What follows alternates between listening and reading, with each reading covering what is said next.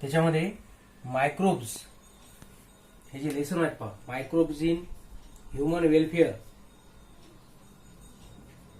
त्यानंतर एन्हान्समेंट, आणि एक आहे ॲनिमल हजबंड्री. हे जे 3 लेसन आहेत, या 3ही लेसनला त्यांनी या नवीन सिलेबसच्या नुसार कंबाईन केलं आणि एकाच चॅप्टरमध्ये त्यांनी त्याला ॲव्हरेजमध्ये रिप्रेझेंट केलंय. कोणकोणते लेसन?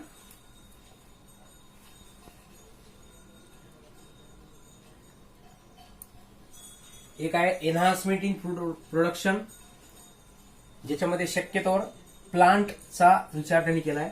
त्यानंतर मायक्रोब्स इन ह्युमन वेलफेअर, याच्यामध्ये येतात मायक्रो ऑर्गॅनिझम, आणि त्याच्याने ॲनिमल हजबंड्री म्हणजे मायक्रो ऑर्गॅनिझम म्हणजे मायक्रोबायोलॉजी, त्यानंतर बॉटनी आणि झुलॉजी, या 3ही लेसनला कंबाईन करून त्यांनी एकच चॅप्टर बनवला नवीन स्टेट बोर्डच्या सिलेबसमध्ये. And that chapter is enhancement in the food production. आता जर तुम्ही नवीन सिलेबसचा स्टडी केला असेल तर त्याच्यामध्ये त्यांनी काय केलं, यातला मॅक्झिमम पार्ट डिलीट केलाय. जर तुम्ही समजा मागच्या पद्धतीने मी तुम्हाला पीडीएफ पाठवला होता, जर तुम्ही पाहिला असेल तर त्याच्यामधला मोस्ट ऑफ दी पार्ट जो आहे या चॅप्टरमधला हा डिलीट केलाय. पण जो पार्ट ठेवला त्याच्यावर तुम्हाला ऑब्जेक्टिव्ह येतील आणि तो टॉपिक तुम्हाला डिस्कस करायचा आहे. ठीक आहे, तर आपण आता नवीन लेसनचा स्टार्ट करू. Enhancement in the food production. पहा, चॅप्टरच्या हेडिंगवरूनच सगळ्यात पहिले तुम्ही इंट्रोडक्शन समजून घ्या की या लेसनमध्ये तुम्हाला स्टडी काय करायचा आहे. एन्हान्समेंट हा जो वर्ड आहे, हॅलो, आवाज येऊन राहिला सगळ्यांना?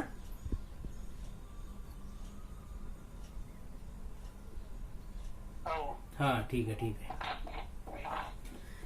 पहा, याचा वर्ड टू वर्ड जर आपण मिनिंग घेतला, एन्हान्समेंट याचा अर्थ होतो विद्यार्थी मित्रांनो इम्प्रूव्हमेंट, आणि नंतर आहे फूड प्रोडक्शन म्हणजे नेचरमध्ये आपल्याकरता जो मेन बेसिक सोर्स असतो. कारण मानवाच्या मूलभूत गरजा ज्या राहतात, बेसिक नीड, ज्याला आपण म्हणत असतो फूड, त्याच्यानंतर क्लोथ्स अँड दी शेल्टर, ह्या ज्या गोष्टी राहतात त्याच्यापैकी महत्वाची आपली रिक्वायरमेंट आहे ती म्हणजे फूड. मग आता नॅचरली फूड प्रोडक्शन चालू आहे, कारण पूर्ण इकोसिस्टम मध्ये प्लांट असा एक ग्रुप आहे पहा, ज्याला आपण प्रोड्युसर म्हणतो, ज्याचं काम आहे production of the food material with the help of photosynthesis. आणि याच्याशी रिलेटेड चॅप्टर आपण ऑलरेडी डिस्कस केलाय, फोटोसिंथेसिस, कशा पद्धतीनं प्लांट ऍटमॉस्फिअर मधून रॉ मटेरियल कलेक्ट करते, कार्बन डायऑक्साईड आहे, वॉटर मॉलिक्यूल आहे, आणि फूड फॉर्मेशन करते. पण हा झाला एकच पॉइंट की फूड फॉर्मेशन चालू आहे, फूड प्रोडक्शन चालू आहे, but simultaneously there is a increase in the population. आणि हे सगळ्यात महत्वाचं आणि मोस्ट चॅलेंजिंग नेचर आहे पहा ह्युमन बिंगचं, का पॉप्युलेशन मध्ये कोणत्याही प्रकारचं डिक्रीज चालू नाहीये, ज्याला आपण जन्मदर, मृत्यूदर, नेटॅलिटी, मोर्टॅलिटी असं आपण म्हणतो. तर याच्यामध्ये number of individual are getting increases day by day, time by the time. मग एवढ्या साऱ्या पॉप्युलेशनला जे फूड अवेलेबल असेल ते सगळ्यांना पुरेसं आहे की नाही, हा सगळ्यात पहिला क्वेश्चन. दुसरा, फूड अवेलेबल आहे, आपली भूक पूर्ण होऊन राहिली, पण बायोलॉजिकल दृष्टिकोनातून जर आपण पाहिलं तर त्यांनी प्रॉपर फूड मटेरियलची एक डेफिनेशन केलेली आहे पहा. जर अशी डेफिनेशन फुलफिल होत असेल then it is called as the food material. ठीक आहे बा, आपण काहीतरी कन्झ्युम करून राहिलो, त्याच्यापासून आपल्याला कार्बोहायड्रेट्स भेटले, प्रोटीन भेटले, अँड वी गेट सॅटिस्फाईड, जी आपली ज्याला आपण हंग्रीनेस म्हणत असतो, ती आपली भूक मिटलेली आहे. पण त्याच्यामध्ये एक न्यूट्रिएंटची सप्लिमेंट असते पहा, जे जर आपल्या बॉडीला भेटली नाही तर आपल्या बॉडीमध्ये काहीतरी डेफिशियन्सी प्रॉब्लेम क्रिएट होतात. तुम्ही पहा ना, करोनाचं एक्झाम्पल घ्या. करोना सगळ्या लोकांनाच होऊन राहिला का? फक्त त्याच लोकांना अफेक्ट करते the individual whose immune system is weak. मग याचा अर्थ फूड सप्लिमेंट तर सगळ्या ठिकाणी सारखंच आहे. इव्हन जो आदिवासी समाज असेल त्या ठिकाणी तर भरपूर आयुर्वेदिक प्लांट्स अवेलेबल असतात, पण त्यांना फूड मटेरियल पाहिजे तेवढं भेटत का नसेल? याचा अर्थ the food which we are getting it is having most of the chemical, ज्याला आपण केमिकल फर्टिलायझर म्हणतो. आणि आपल्याला ज्या फूडची आवश्यकता असेल that food should be the natural one, आणि हे आपल्याला प्रॉपर भेटत नाही. आणि असेलही तर त्याच्यामध्ये एखादा न्यूट्रिएंटची कमतरता असेल. मग त्याच्यात व्हेरायटी आहे, मायक्रो न्यूट्रिएंट्स आहेत, मॅक्रो न्यूट्रिएंट्स आहेत. मग जोपर्यंत कम्प्लीट बॅलन्स्ड डाएट आपल्यापर्यंत पोहोचत नाही तोपर्यंत आपण कसं म्हणू शकतो की our food is improved. Enhancement म्हणजे काय, याचा अर्थ हाच होतो की जे फूड आहे तुम्हाला त्याच्यामध्ये काय करायची आहे, इम्प्रुव्हमेंट करायची आहे, सुधारणा करायची आहे. आता कोणत्या टाईपचं फूड आपल्याला पाहिजे ते याचे एक प्रॉपर डेफिनेशन पहा, या चॅप्टरमध्ये केलेली आहे विद्यार्थी मित्रांनो. What is mean by a food, anything which can fulfil the hungriness, ही झाली कॉमन डेफिनेशन, पण ही परफेक्ट नाही आहे. काय पाहिजे माहिती आहे काय, the food material it is the substance which may be solid or liquid. याच्यामध्ये गॅस येत नाही, कारण gas it is not the type of food material, तो रेस्पिरेटरी पार्ट आहे, इट इज डिफरंट वन. मग कोणतीही गोष्ट जी तुम्ही कन्झ्युम करता it may be the solid, it may be the liquid, हा झाला पहिला पार्ट. त्याच्यानंतर इट इज सॉलोड, आपण त्याला गिळतो. त्याच्यानंतर डायजेस्टेड, कन्झम्पशन केलाय आपण, पण जोपर्यंत बॉडी त्याला डायजेस्ट करत नाही तोपर्यंत त्याला फूड म्हणता येत नाही. म्हणजे तुम्ही त्या गोष्टीचं सॉल्विंग केलं पाहिजे, डायजेशन केलं पाहिजे, आणि तिसरा आणि महत्वाचा पार्ट आहे दॅट शुड बी ऍसिमिलेटेड. फार महत्वाचा वर्ड आहे विद्यार्थी मित्रांनो. एक जनरल डायजेस्टिव्ह सिस्टम जर आपण कन्सिडर केली एनिमलची, तर whenever we consume something it is digested, किंवा सिम्पली तुम्ही म्हणू शकता की इट इज ब्रोकन डाऊन. जे फूड आपण कन्झ्युम करतो त्याला काय करायचं आहे, ब्रेकडाऊन करायचं आहे. आणि ब्रेकडाऊन केल्यानंतर दोन गोष्टी, यातला असा काही पार्ट आहे ज्याला आपण म्हणतो डायजेस्टेड फूड, आणि असा एखादा पार्ट असेल ज्याला म्हणतो आपण अनडायजेस्टेड फूड. जे कन्झ्युम करता ते 100% पूर्णच्या पूर्ण थोडी डायजेस्ट करणार आहे बॉडी. त्यातला जो पार्ट आपल्या एन्झाईमच्या सहाय्याने ब्रेकडाऊन केला जाईल दॅट विल बी डायजेस्टेड. याला आपली बॉडी ऍब्सॉर्ब करते, यूज करते, याचा वापर करते फॉर द एनर्जी प्रोडक्शन. आणि याच प्रोसेसला आपण काय म्हणत असतो, ऍसिमिलेशन. आणि जो अनडायजेस्टेड पार्ट असेल it is called as the waste material which is removed from the body. हे झालं बेसिक डायजेशन. आता मला सांगा मिस्टर भावेश, हा तुमच्याकरता प्रश्न आहे की why it is needed to break down the food material. जे फूड आपण कन्झ्युम करून आलो त्याला ब्रेकडाऊन करण्याची गरज काय असेल भावेश?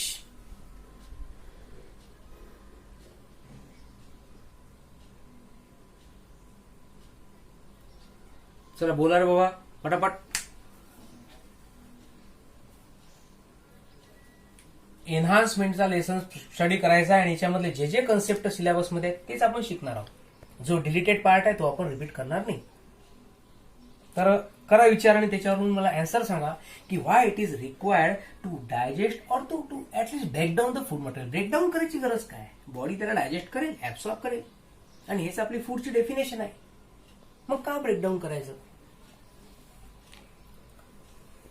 चला लेक्चर कम्प्लीट होईपर्यंत याचा अँसर, याचा विचार करा आणि उत्तर सांगा मला. काय ठीक आहे? आता सपोज ही झाली आपली फूडची definition. Anything which can be swallowed, digested and assimilated, म्हणजे त्याचा वापर केला जाईल. त्याच्यानंतर food material it should be the organic. जे आपण फूड कन्झ्युम करतो ते इनऑर्गॅनिक नाही, ते ऑर्गॅनिकच असलं पाहिजे. आणि ऑर्गॅनिक फूड मध्ये काय काय असते तर 3 गोष्टी बेसिकल: कार्बोहायड्रेट्स, त्याच्यानंतर प्रोटीन्स, आणि तिसरा पार्ट असतो विद्यार्थी मित्रांनो दॅट इज फॅट्स. हा फॅट्स, करेक्ट. तर हा झाला आपला ऑर्गॅनिक फूडचा पार्ट. त्याच्यानंतर that should B energy rich. Of course food material तुम्ही कन्झ्युम करता एनर्जीसाठीच करून राहिले, मग त्यात एनर्जी आहे तर ते फूड मटेरियल आहे. कन्झम्पशन केलं, एनर्जी प्रोडक्शन झालं नाही तर it is not perfectly food. त्यानंतर it should be non poisonous. काय कठीण आहे, साहजिक आहे. आपण त्याच गोष्टी कन्झ्युम करू ज्या आपल्याकरता हार्मलेस आहे, बेनिफिशियल आहे. ज्या गोष्टी हार्मफुल असतात त्याला आपण टॉक्सिक म्हणतो, पॉयझनस म्हणतो. मग हे कसं असलं पाहिजे, नॉन पॉयझनस, इडिबल, खाण्यालायक. याला काही डिस्क्राईब करायची गरजच नाहीये. कोणताही अॅनिमल असो या जगामधला तो त्याच गोष्टी कन्झ्युम करेल which is edible one. Nourishing substance, सगळ्यात महत्वाचं, त्या सबस्टन्समध्ये असे न्यूट्रिएंट असले पाहिजे ज्या गोष्टींची त्या अॅनिमलला, त्या प्लांटला गरज आहे.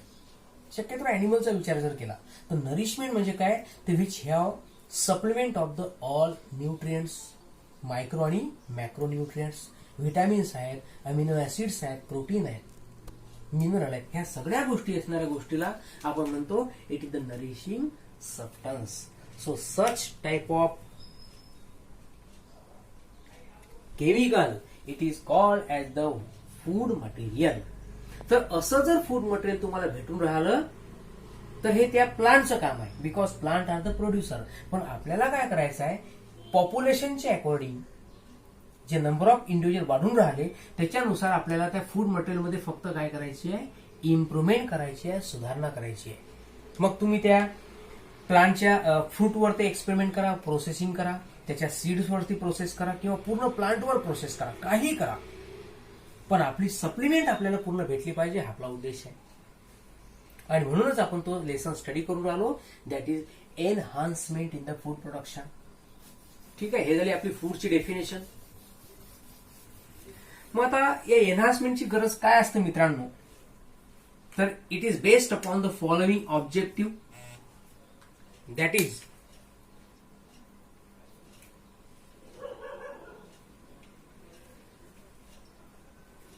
ईल्ड. ईल्डचा अर्थ होतो प्रोडक्शन, ज्याला आपण उत्पन्न म्हणतो. हे चांगल्या पद्धतीने वाढलं पाहिजे. त्याच्यानंतर क्वालिटी ऑफ द फूड, जे फूड मटेरियल अवेलेबल असेल त्याच्यामध्ये व्हिटॅमिन्स, अमिनो ऍसिड्स, मिनरल्स, या सर्व गोष्टी जर अवेलेबल असतील तर याचा अर्थ the quality of the food material is very good. त्यानंतर जे प्लांट किंवा जे फूड तुम्हाला भेटून राहिलं दॅट शुड बी रेझिस्टिव्ह. त्याच्यामध्ये रेझिस्टन्स नावाची प्रॉपर्टी असली पाहिजे. आता ऍक्च्युली रेझिस्टन्स म्हणजे काय, तर रेझिस्टिव्ह टू द डिसीज. म्हणजे ज्या क्रॉपवर तुम्हाला प्रोसेसिंग करायचं आहे त्यावरती कोणत्याही प्रकारचं इन्फेक्शन नसलं पाहिजे, है ना, कंटॅमिनेटेड नसलं पाहिजे ते क्रॉप. त्याला म्हणतो आपण डिसीज रेझिस्टंट व्हेरायटी. हे सगळे उद्देश आहेत पहा. आणि चौथा आहे लाईफ स्पॅन, म्हणजे त्या क्रॉपचा जे काही फूड तुम्हाला मिळून राहिलं, फूड प्रॉडक्ट असेल त्याचा लाईफ स्पॅन जास्त काळ असला पाहिजे.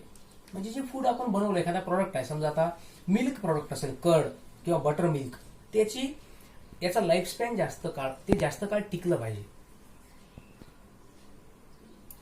तर याला आपण म्हणत असतो विद्यार्थी मित्रांनो objective of the enhancement in the food production.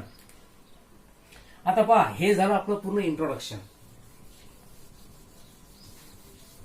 पहा, याच्यामध्ये कोणत्याही प्रकारचं कन्फ्युजन होऊ नका देऊ. जो लेसन आपल्याला स्टडी करायचा आहे याचा सध्याच्या सोसायटीमध्ये सुद्धा यूज आहे. मला सांगा ना, समजा आपण एक्झाम्पल घेतलं की समजा चायनाचे जे लोक राहतात they consume variety of the animal. एकही असा जगातला एनिमल नाही आहे ज्याला चायनाचे लोक कंझ्युम करत नाहीत. का करतात, कारण जे व्हेजिटेरियन फूड आहे विद्यार्थी मित्रांनो,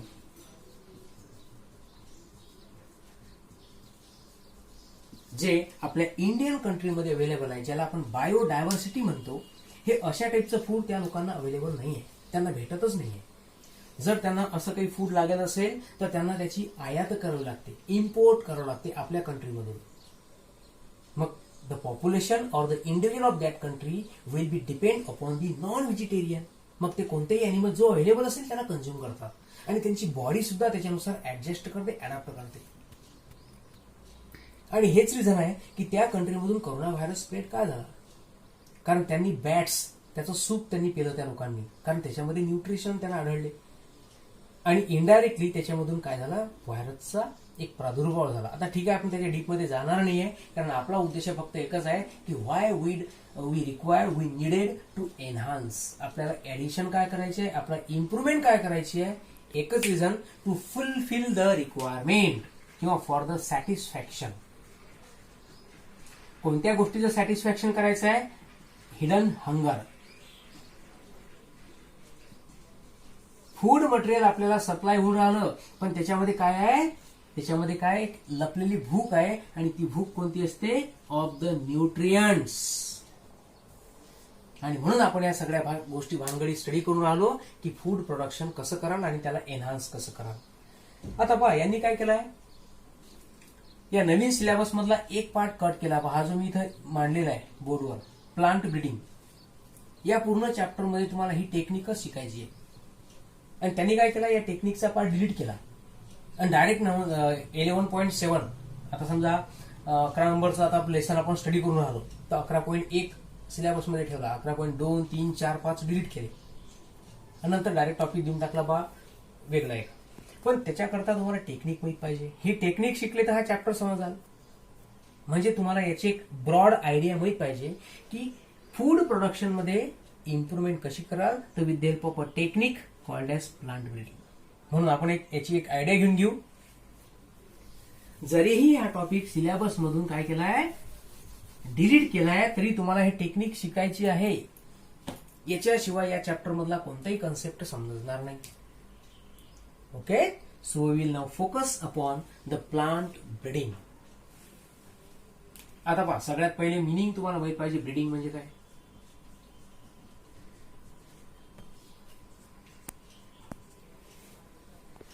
आता जर समजा तुम्हाला प्लांट आणि अॅनिमल पासून प्रोडक्शन करायचं असेल, कोणत्याही प्रकारचं प्रोडक्शन, समजा प्लांट असेल, तुम्हाला नवीन व्हेरायटी बनवायची आहे, तुम्हाला हायब्रिड व्हेरायटी बनवायची आहे, तर आपण काय करू, आपण त्या प्लांट मधला रिप्रोडक्टिव्ह फेज स्टडी करू.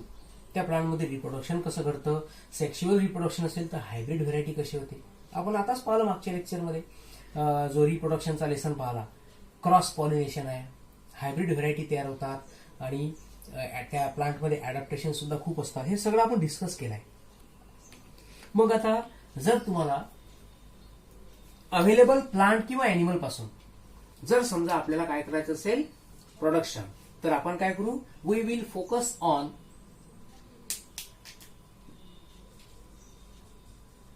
Reproduction process of that organism. आणि ही रिप्रोडक्शन प्रोसेस जर समजा तुम्ही सिलेक्शन करून करत असाल, म्हणजे तुम्ही स्वतः डिसाईड कराल की या सेक्शुअल रिप्रोडक्शन मध्ये मेल ऑर्गॅनिझम कोणता असेल आणि फिमेल कोणता असेल. पहा, परत एकदा सांगतो, आपण जेनेटिक्सचा जेव्हा लेसन पाहिला होता, ग्रेगर जोहान मेंडल, ते मेंडेलनी काय केलंय, जे गार्डन पी सिलेक्ट केलं त्याच्यामध्ये नॅचरली पॉलिनेशन घडते, नॅचरली रिप्रोडक्शन घडते. मग त्याला आपण हायब्रिडायझेशन का म्हणतो, कारण त्यांनी एक स्वतःचं गार्डन डेव्हलप केलं होतं पी प्लांटचं. मग आता त्यांनी काय केलंय, त्याच्यातले प्लांट स्वतः सिलेक्ट केले की मेल प्लांट कोणता आहे आणि फिमेल प्लांट कोणतं असेल. म्हणजे प्लांट नॅचरली रिप्रोड्यूस होऊन राहिलं, पण त्यांनी फक्त काय केलं, कोणती गोष्ट महत्वाची केली, ही कॅरीड आउट द सिलेक्शन. आणि ज्या रिप्रोडक्शन प्रोसेसमध्ये मेल आणि फिमेल पॅरेंटचं सिलेक्शन ह्युमन बिंग आपण स्वतः करतो, त्याला म्हणतात कोणती टेक्निक, ब्रीडिंग. आणि सिलेक्शन काय केलं जाते, कारण याच्यामध्ये केलं जाते विद्यार्थी मित्रांनो मॅनिप्युलेशन.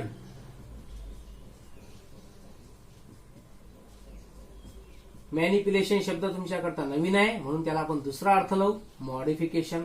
हाही जर समजला नसेल तर सोप्या भाषेत लक्षात ठेवा, चेंजेस. मी स्वतः चेंजेस करेल की मला कोणत्या प्रकारचं प्रोडक्शन करायचं आहे, कोणत्या टाईपची व्हेरायटी मला मिळवायची आहे, त्याच्यानुसार त्या प्लांट किंवा अॅनिमल मध्ये मी काय करेल, मी बदल घडून आणेल. मग ते बदल आपण त्याच्या जीन्समध्ये करू शकतो, एखाद्या प्रोडक्ट मध्ये करू शकतो, पण त्या सगळ्या बदलांना मॉडिफिकेशन जे करतात त्याला म्हणतात कोणती प्रोसेस, ब्रीडिंग. ओके, नॅचरल रिप्रोडक्शनच आहे फक्त प्लांट मी सिलेक्ट करेल की मेल कोणता आणि फिमेल कोणता. एक असं प्लांट सिलेक्ट करा ज्याच्यामध्ये व्हिटॅमिनचं प्रमाण जास्त आहे.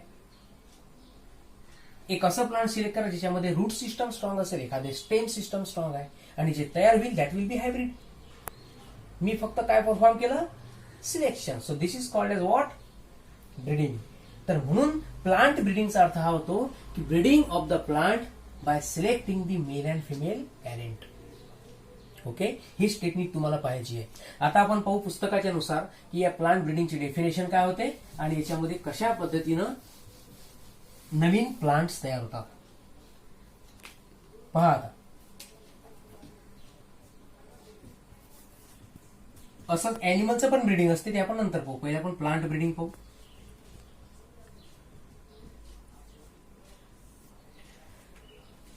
पहा, it is the art and science of improvement.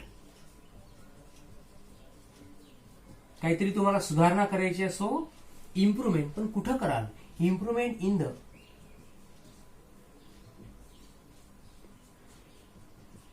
Heredity of plant.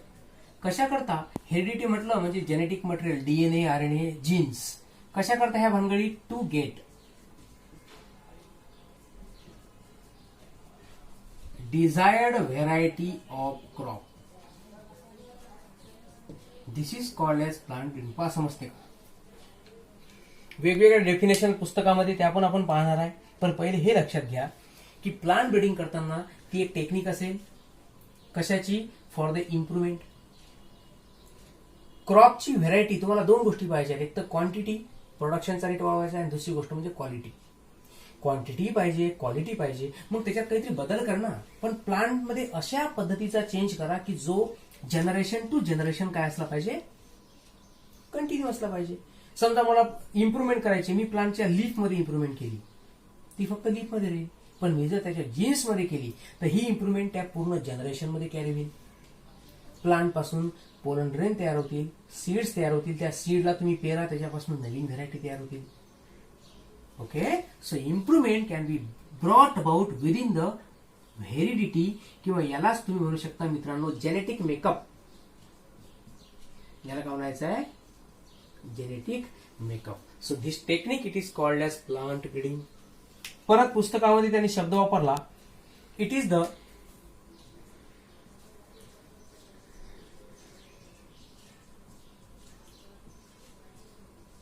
Purposeful manipulation.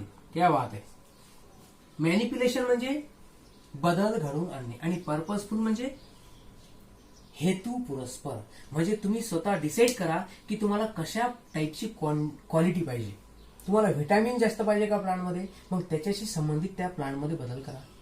असे जीन्स त्याच्यामध्ये इंट्रोड्यूस करा. ह्या टेक्निक डेव्हलप झाल्या आहेत. पहा, जे आपण समोर लेसन पाहणार आहे त्याच्यामध्ये एक आहे बायोटेक्नॉलॉजी. तुम्हाला 3 ब्रांचेस सांगतो, ह्या 3 ब्रांचेस लक्षात ठेवा. बायोलॉजी मधल्या सगळ्यात मोस्ट ऍडव्हान्स ब्रांच कोणकोणते आहेत? एक आहे biotechnology,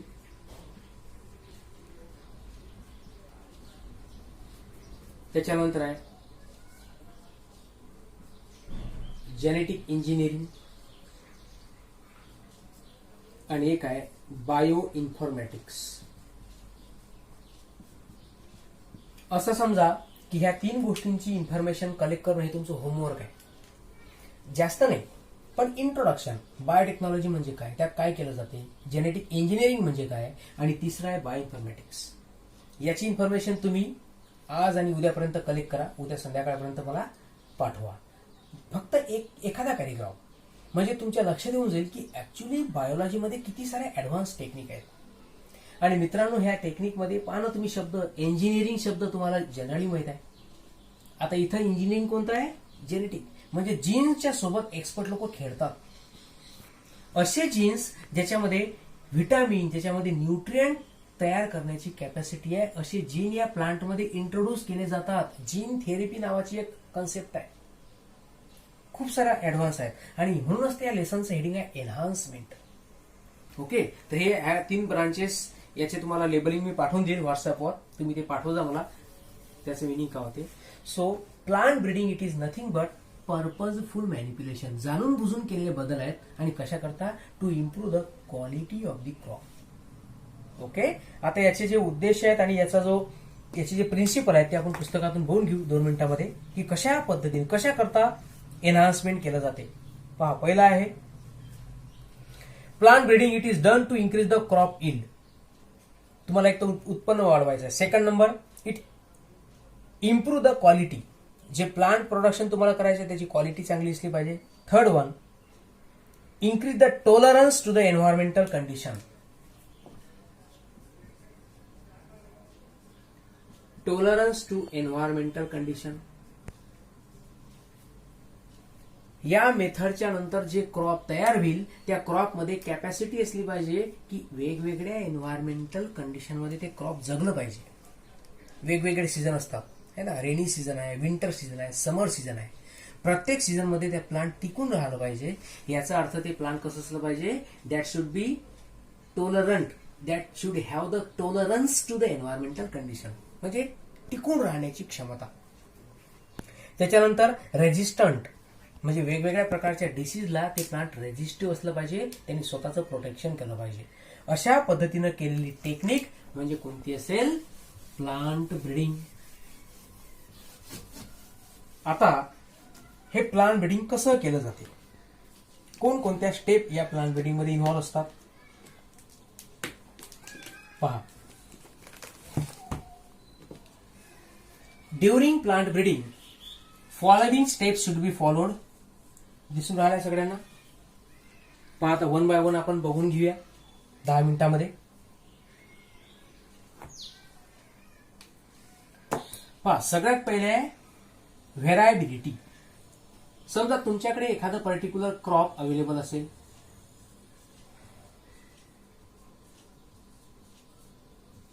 you have number of crop.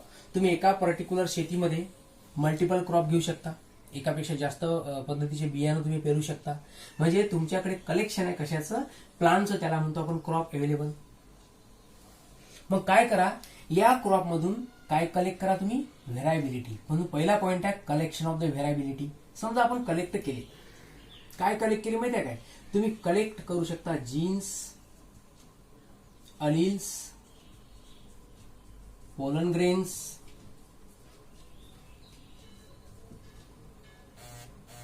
Seeds etcetera. एवढ्या साऱ्या गोष्टी तुम्ही कलेक्ट करू शकता. मी तुम्हाला म्हटलं बा प्लांटचं कलेक्शन करून ठेवा. प्लांट कुठे ठेवणार आहे, कलेक्शन अशा गोष्टीचं करा की ज्याला तुम्ही जास्तीत जास्त काळापर्यंत साठवून ठेवू शकता आणि पाहिजे तेव्हा तुम्ही त्याचा वापर करू शकता. मी असे जीन्स कलेक्ट केले ज्याच्यामध्ये व्हेरायटी ऑफ द प्रोटीन तयार होतात.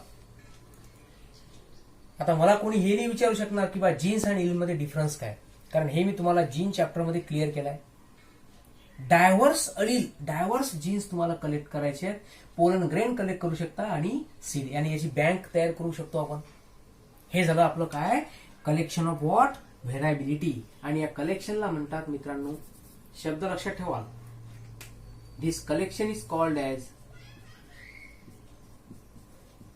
Germ प्लाझम collection. कारण या प्रत्येकामध्ये कॅपॅसिटी आहे नवीन ऑर्गॅनिझम तयार करण्याची. पोलन ग्रेन पॉलिनेशन करणार, नवीन प्लांट तयार करणार. सीड नवीन प्लांटलेट तयार करणार. जीन्स आणि इल पासून एखादा प्रॉडक्ट तुम्ही मिळवू शकता, प्रोटीन तयार करू शकता. So this is called as what, germplasm collection. हा झाला तुमचा कोणता point, collection of variability. Second, selection of the parents. ज्या आता प्लांटमध्ये, ज्या प्लांटमध्ये व्हेरायटीचे सीड, जीन, अळील आणि पोलन ग्रेन असतील, अशा पद्धतीचे कोणते तरी 2 प्लांट तुम्ही सिलेक्ट करा. आणि सिलेक्शन ऑफ पॅरेंट मध्ये काय, पॅरेंट म्हटलं म्हणजे एक मेल आणि दुसरा फिमेल. म्हणून दुसरा जो पार्ट आहे तुमचा तो असेल मित्रांनो सिलेक्शन ऑफ दी पॅरेंट्स. म्हणजे out of that one plant should be behave as a male one and another should be behave as the female one. काही लोकांचे असे बिलकुल असे तुरे उभे राहत असतील की सर ते मेल आणि फिमेल कसे काय सिलेक्ट करावं. अरे समजा तुमच्याकडे जे क्रॉप अवेलेबल आहे ते जर समजा बायसेक्शुअल असेल,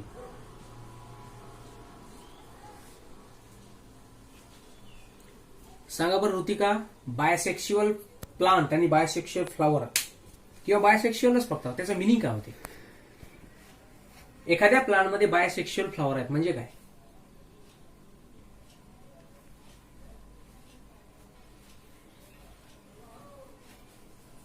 येस ऋषिकेश,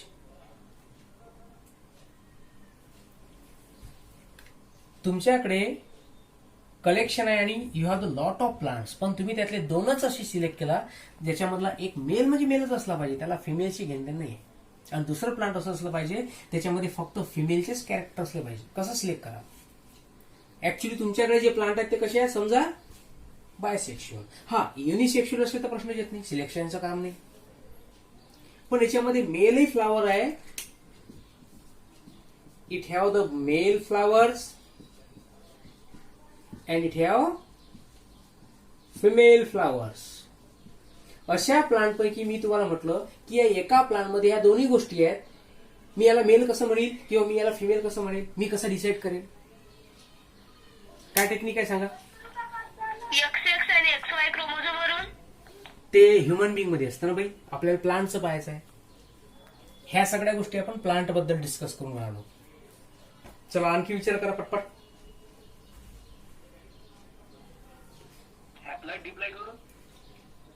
पांडुरंग विश्वनाथ नाही. करा करा, प्रयत्न करा. चुकलं तर चालेल, काही प्रॉब्लेम नाही, पण प्रयत्न करा. परत प्रश्न करतो मी. तुमच्याकडे क्रॉप आहे म्हणजे you have number of plants, आणि हे आपण कंडिशन घेतली की समजा ते जे प्लांट आहेत ते कसे आहेत, बायसेक्शुअल आहेत, म्हणजे प्रत्येक प्लांट मध्ये मेल फ्लावर सुद्धा आहे आणि फिमेल. अरे असं समजा ना, समजा जे तुम्ही पॅरेंट सिलेक्ट केले, समजा या ठिकाणी मेल मध्ये इथं फ्लावर असेल आणि इथं फ्लावर आहे, या फ्लावर मध्ये कार्पेल आणि स्टेमेन आहे, इथे सुद्धा कार्पेल आणि स्टेमेन आहे, म्हणजे या एकाच फ्लावर मध्ये मेल सेक्स ऑर्गन आहे आणि फिमेल सेक्स ऑर्गन. मग याला दुसऱ्या प्लांटची गरज आहे का? इथंच पॉलिनेशन राहील, इथंच सीड तयार होईल, इथंच नवीन जनरेशन तयार होईल. अशीच कंडिशन दुसऱ्या प्लांट मध्ये आहे. मग मी तुम्हाला म्हटलं की यापैकी हा मेल पाहिजे आणि हा फिमेल पाहिजे, कसं डिसाईड करा? हा तर बायसेक्शुअल आहे. काय टेक्निक आहे? मेंडेलचा चॅप्टर आठवा, किंवा या रिप्रोडक्शनच्या चॅप्टर मध्ये जे टेक्निक तुम्हाला सांगितली होती आठवा जरा. त्याच्यातला फिमेल पार्ट रिमूव्ह करून. हा हा, कोणत्या प्लांट मधला? आता समजा मला या प्लांटला फिमेल म्हणायचं आहे, मग यातला काय रिमूव्ह करायचं? बरोबर आहे, बोला.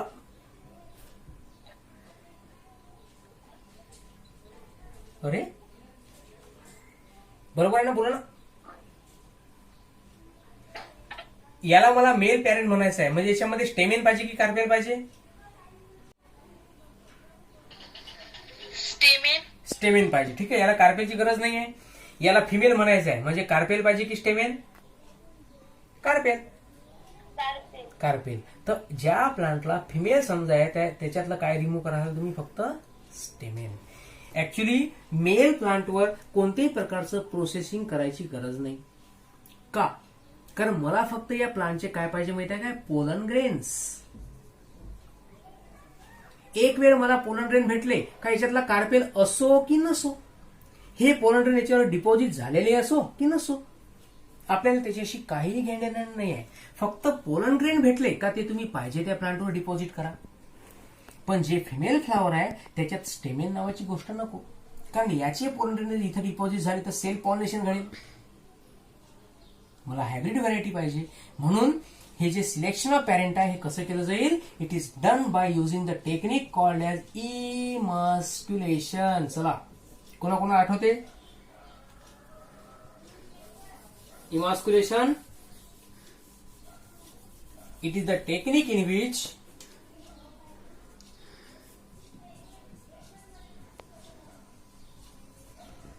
stamens are removed before anthesis. Pollen grain तयार व्हायच्या अगोदर स्टेमेनचा पार्ट रिमूव्ह केला जातो आणि त्या टेक्निकला काय म्हणतात? इमॉस्क्युलेशन. म्हणजे आता तुमच्याकडे जो फिमेल आहे त्यात फक्त कार्पेल आहे, आणि जो मेल असेल त्याच्यात दोनही सेक्स ऑर्गन असले तरी चालतात, कारण आपल्याला फक्त पोलन ग्रेनशी घेणं नाही. म्हणजे in this way we can select the male and female parent. तिसरी गोष्ट आता काय करा? हायब्रिडायझेशन. सिलेक्टेड मेल मधून पोलन ग्रेन कलेक्ट करा पोलन ग्रेन कसे कलेक्ट करा विथ हेल्प ऑफ ब्रश. हे टेक्निक की सोपी नाही गडे हो, याला शिकण्याकरता वेळ लागते. सिलेबस वाल्यांनी ते पुढच्या पुढे टेक्निक काढून टाकली. अरे टेक्निक समजली नाही तर समोरचे टॉपिक कसे समजतील पोरेले. म्हणून मी तुम्हाला थोडंसं ओव्हरलुक करून देऊन राहिलो. तर पोलन ग्रेन आपण या ब्रशच्या साहाय्याने याला इथले पोलन ग्रेन घेतले and that will B deposited on the stigma. कोणता स्टिग्मा? जे प्लांट तुम्ही काय सिलेक्ट केलं? फिमेल.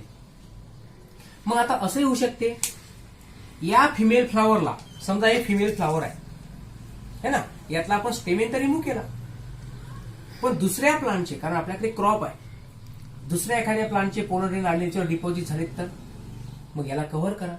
कव्हर करण्याकरता टेक्निक असते मित्रांनो बॅगिंग. सांगितलं होतं की नाही? त्या प्लांटला आपण एखादं नाव देऊ शकतो, त्याला आपण म्हणू शकतो टॅगिंग. ठीक आहे. तर अशा टेक्निक लक्षात ठेवा. म्हणजे इन धिस वे आपण काय केलंय की व्हेरायटी सिलेक्ट केली, मेल आणि फिमेल प्लांट सिलेक्ट केले, त्यानंतर त्या दोन प्लांटमध्ये काय कॅरी आउट केलं? हायब्रिडायझेशन केलं. सिलेक्टेड प्लांटचे पोलन ग्रेन सिलेक्टेड फिमेलच्या स्टिग्मावर डिपॉझिट केले, म्हणजे आता नवीन व्हेरायटी तयार होईल कॉल्ड ॲज हायब्रिडायझेशन. समजून आलं का तुम्हाला इथपर्यंत?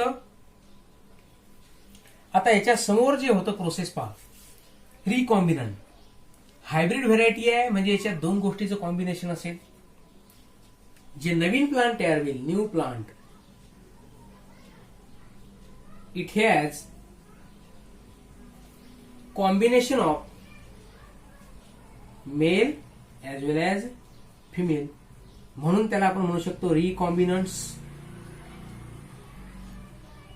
रिकॉम्बिनंट मेल आणि फिमेल पॅरेंटचे कॅरेक्टर कंबाईन होऊन नवीन प्लांट मध्ये येतील, त्याला रिकॉम्बिनंट म्हटलं.